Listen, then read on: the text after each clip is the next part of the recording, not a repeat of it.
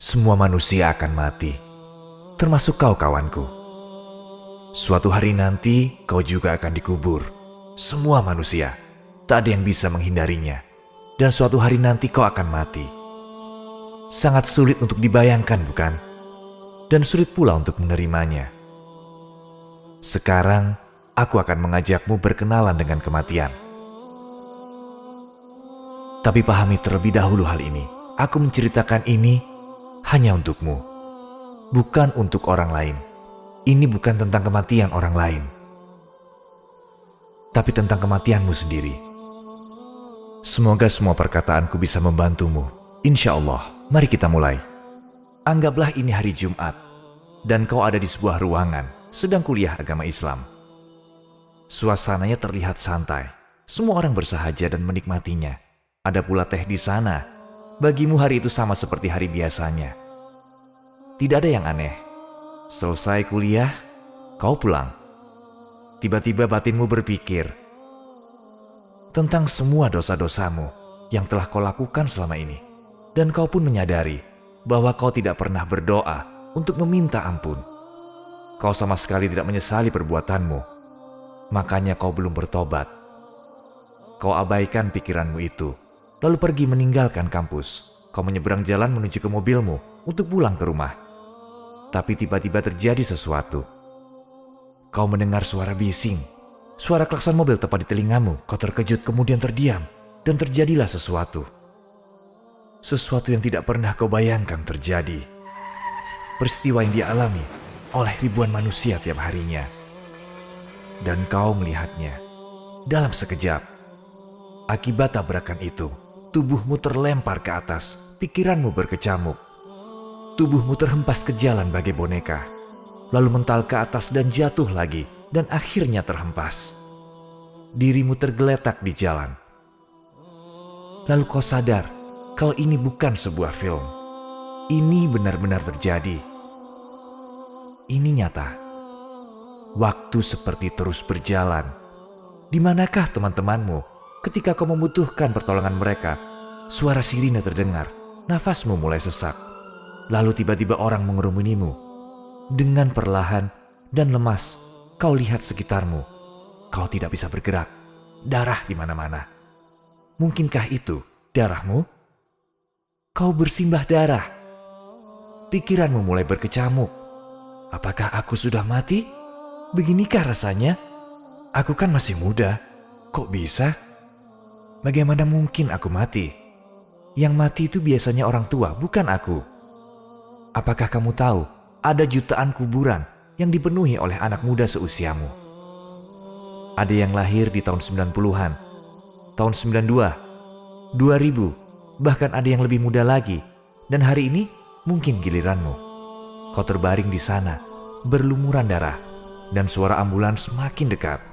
Orang-orang di sekitarmu mulai panik, saling teriak tidak karuan.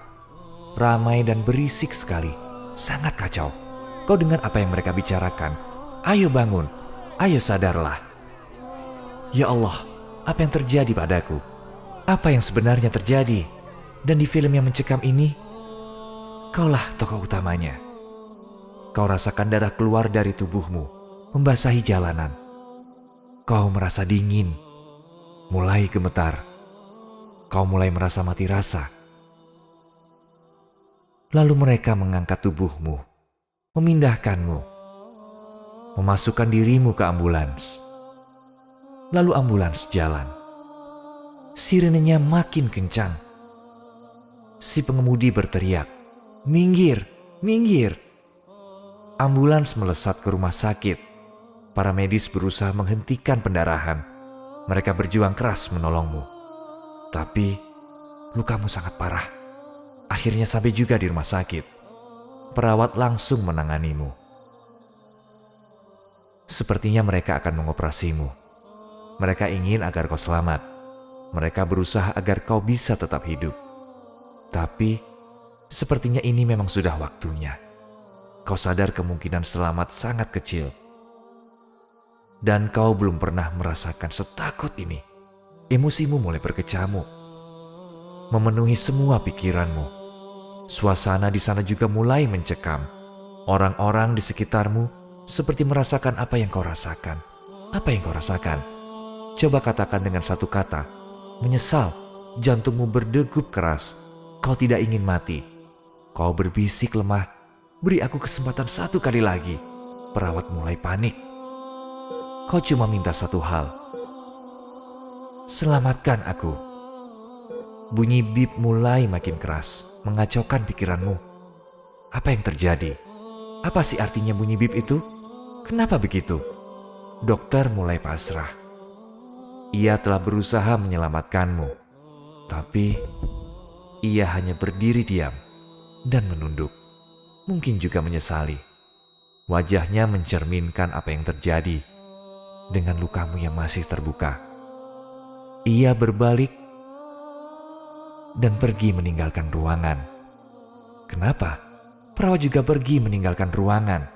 Yang awalnya 6 orang, keluar lagi tinggal 5, keluar lagi tinggal 4, dan akhirnya tinggal dirimu seorang. Kau merasakan kehadiran seseorang. Dari jarak yang lumayan jauh, ada orang yang memperhatikanmu dari balik jendela.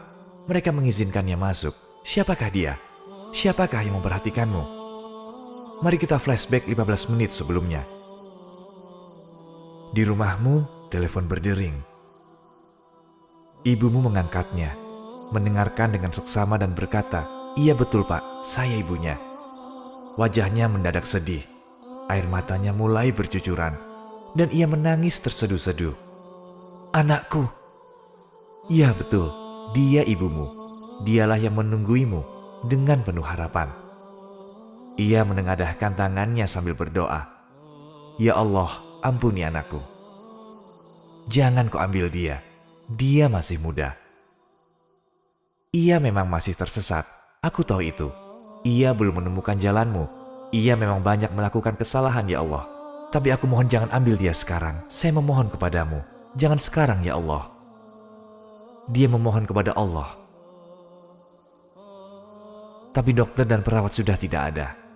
Mereka meninggalkanmu sendirian di ruang operasi yang super dingin itu. Apa ini saatnya? Saat rohmu meninggalkan jasadmu? Ya, betul. Inilah saatnya. Sekarang kau lihat dia. Malaikat pencabut nyawa. Malaikat Israel. Malaikat yang muncul sebagai teman jika kau dekat dengan Allah. Tapi kan kau tidak memilih jalan itu. Kau mulai mengingat masa lalumu. Mabuk-mabukan. Klub malam. Ingat, kau tidak menjaga dirimu. Kau pergi ke tempat maksiat. Selalu ada aja alasanmu. Kau masa bodoh. Dan selalu mencari pembenaran. Dan saat-saat ini sob, adalah saatnya untuk menyesal. Karena malaikat Israel mendatangimu bukan sebagai teman. Dia menghampirimu sebagai malaikat yang kejam dan menakutkan. Pastinya kau tidak akan masuk surga. Karena kalau iya, malaikat Israel tidak nampak menakutkan seperti itu wajahnya. Malaikat Israel datang untuk mengambil rohmu dari jasadmu. Kau hembuskan nafas terakhir. Lalu coba buka matamu. Apa yang kau lihat? Orang-orang di atas sana semua memandangmu. Mereka sedang menguburkanmu. Gerah dan juga gelap. Lalu kau bertanya, lalu apa selanjutnya? Mau dibawa kemana aku? Ke surga atau neraka? Bukan sob, kau tidak akan kemana-mana. Karena yang pertama adalah siksa kubur. Siksa kubur akan menunggu orang-orang yang tidak menyembah Allah. Banyak sekali orang-orang yang kau kenal mengelilingimu. Orang-orang yang kau cintai, ibumu, kakakmu, adikmu, dan juga teman-temanmu. Teman yang lebih dari sekedar keluarga bagimu. Teman yang menemanimu dalam bermaksiat. Mereka semua menatapmu dari atas, sob. Tapi mereka tidak ikut masuk. Cuma kau sendiri. Kau merasa bersalah dan penyesalan memenuhi benakmu. Kau ingin kembali. Kau dengar Pak Ustadz mengaji. Doa-doa keluar dari mulutnya. Kau pernah mendengar ayat-ayat suci selama hidupmu? Tapi kali ini Pak Ustadz menatap dan membacakan Al-Quran untukmu. Keluargamu mulai mendekat. Mereka mulai menutup kuburmu dengan tanah, bukan temanmu yang setia denganmu dalam bermaksiat. Kau merasakan tanah demi tanah mulai menutupi kuburmu. Orang yang paling kau sayangi memasangkan papan nisan di kuburmu. Kau hanya berbalut kain kafan. Selesai sudah. Ya, benar. Sampai di sini, apa yang kau dapatkan? Kalian menipuku. Semua palsu. Semua menipuku dengan hal-hal yang tidak penting. TV, film. Kalian hancurkan hidupku. Menggodaku dengan kenikmatan duniawi.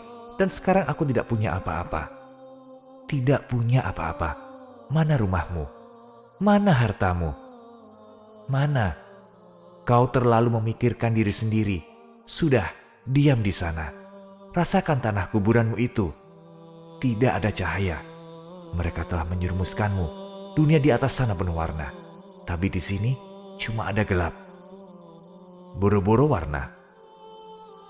Setitik cahaya pun tidak ada. Inilah rumah barumu. Selamat datang di kuburanmu. Disinilah kau akan tinggal. Hanya penyesalan yang kau rasakan. Seandainya saja kau sadar sewaktu hidup dulu, kau mungkin akan berdoa dan memohon ampun. Tapi itu sudah terlambat, karena bumi sudah melahapmu. Tidak ada lagi yang bisa kau lakukan. Kasihan. Dan sekarang sudah terlambat. Baru menyesal. Dia yang menghadirkanmu ke dunia dan memberimu kehidupan, memberimu seorang ibu yang sangat menyayangimu dengan sepenuh jiwanya. Dia yang tidak kau sembah, penyesalan yang terlalu banyak. Kau berpikir, bodoh sekali aku. Bodoh, tolol semuanya. Kau ingin memukul dirimu karena begitu bodohnya. Tapi sayang tidak bisa. Kau memohon, ya Allah, aku benar-benar menyesal. Aku sangat menyesal. Aku mohon ya Allah, ampuni aku. Beri aku kesempatan satu kali lagi, kembalikan aku ke dunia. Aku tidak sadar bahwa aku dibikin gagal dan kosong. Aku sudah terkecoh dengan gemerlapnya dunia. Dunia yang fana ini telah menipuku. Ya Allah, aku mohon ya Allah. Aku ingin hidup lagi. Ya Allah, berikanlah aku kesempatan satu kali lagi. Aku akan selalu bersujud kepadamu sampai mati. Apa yang sudah aku kerjakan di dunia? Aku bahkan belum pernah baca Al-Quran sekalipun dalam hidupku. Apa yang membuat aku begitu bodoh ya Allah? Saudaraku, kau pasti akan memohon, berjanji, bertobat dan lain-lain. Tapi itu tidak akan mengubah apapun. Tidak ada yang bisa menolongmu pada hari itu. Walau kakakmu ada di sampingmu sekarang, coba kau panggil dia. Coba teriak yang keras, teriak tepat di depan telinganya. Dia tidak akan bisa mendengarmu. Kakakku, tolong aku. Kenapa kakak meninggalkanku di sini? Tarik aku ke atas. Siapa lagi yang bisa menolongku? Ibumu? Ibu? Ibu kan katanya tidak bisa tidur kalau aku kenapa-kenapa. Ibu, ini aku lagi tersiksa, Bu. Ibu merasakan kan? Ibu lihat kan? Ibu dengar kan? Kenapa ibu tidak memukulku saat aku berbuat maksiat dulu? Atau saat aku tidak sholat? Ayah, kakak, adik, teman-temanku? Katanya kita akan selalu bersama dan tidak akan berpisah. Aku mohon salah satu dari kalian, turunkan tangan kalian ke sini. Tarik aku, Sob. Sekeras apapun kau berteriak, gak akan nolong, percuma. Hanya Dia yang bisa mendengar teriakanmu. Hanya Allah yang bisa mendengar suaramu. Apa kau tahu apa artinya? Tiada Tuhan selain Allah. Kemana semua yang kau bilang lebih hebat dari Allah? Mana pacarmu yang bilang tidak akan meninggalkanmu, yang paling kau cintai? Di mana dia sekarang? Di mana uang yang kau agung-agungkan itu? Kau gadaikan agamamu demi uang. Benar kan? Kau tidak pernah sholat, bosmu melarangmu sholat di jam kerja. Kau gadaikan agamamu demi uang dan lebih memilih gemerlapnya dunia. Di mana mereka? Tunjukkan, mana bosmu itu? Mana semua uangmu itu? Hanya Allah yang maha mendengar. Tiada Tuhan selain Allah. Tapi kau tidak dekat dengan Allah. Kau malah menjauhinya. Kau bahkan tidak pernah berdoa. Sobat, kau menangis sejadi-jadinya karena kuburmu makin hari makin gerah. Inilah rumah barumu. Dan disinilah kau akan disiksa sampai hari pengadilan tiba. Di setiap pagi dan setiap malam, neraka akan diperlihatkan kepadamu. Neraka akan menjadi rumah keduamu selamanya. Kau tidak bisa saja minta Allah berhenti menyiksamu di alam kubur dan memindahkanmu ke alam abadi. Karena yang menunggumu adalah neraka. Dan neraka itu lebih buruk daripada alam kubur. Tidak bisa seenaknya kau bilang, hentikan, kau akan tetap disiksa. Itu maumu kan? Iya kan? Sini kuberitahu seperti apa neraka itu. Neraka itu lebih buruk dari apapun. Kan aku pernah bilang sebelumnya. Apa itu yang kau inginkan, Sob? Sekali lagi, apa itu yang kau inginkan? Apa kau yakin? Ingin membuang waktumu untuk hal-hal yang tidak penting? Apa kau mau hidupmu di akhirat hancur? Rela menukar akhiratmu dengan dunia yang fana ini? Sudah banyak yang menjadi korban. Orang muslim yang jarang sholat 5 waktu, atau bahkan tidak pernah sholat sama sekali. Kenapa bisa begitu? Karena selalu ada saja alasannya. Benar kan? Aku tidak sempat sholat karena ini. Aku tidak sempat sholat karena itu. Semua alasan itu tidak akan menolongmu setelah di alam kubur nanti. Tidak akan ada suara yang bilang, hentikan, kembalikan dia ke dunia, ia orang baik. Tidak mungkin ada. Malah pada bertanya-tanya, memangnya dia siapa? Beraninya memerintah. Aku di sini untuk menolongmu. Tidak lebih, tidak kurang. Aku tidak dapat apa-apa. Aku tidak dibayar. Aku lakukan ini semata-mata ingin menolongmu, saudaraku. Untuk menyelamatkanmu di akhirat nanti. Allah Maha Pengampun. Di hadis qudsi, Allah berfirman, sesungguhnya rahmatku lebih mengalahkan kemurkaanku. Di hadis qudsi lainnya ia berfirman, apabila ia mendekatiku 1 jengkal, aku akan mendekatinya 1 hasta. Apabila seorang hambaku mendekatiku dengan berjalan, maka aku akan mendekatinya dengan berlari. Jadi jelas kan? Allah selalu ingin mengampunimu. Jadi, mulailah mendekat. Ya, cukup 1 langkah saja. Bentangkan sajadahmu sekarang, lalu ucapkan Bismillahirrahmanirrahim. Ya Allah, aku akan bersujud kepadamu 5 kali sehari mulai hari ini. Ampunilah aku.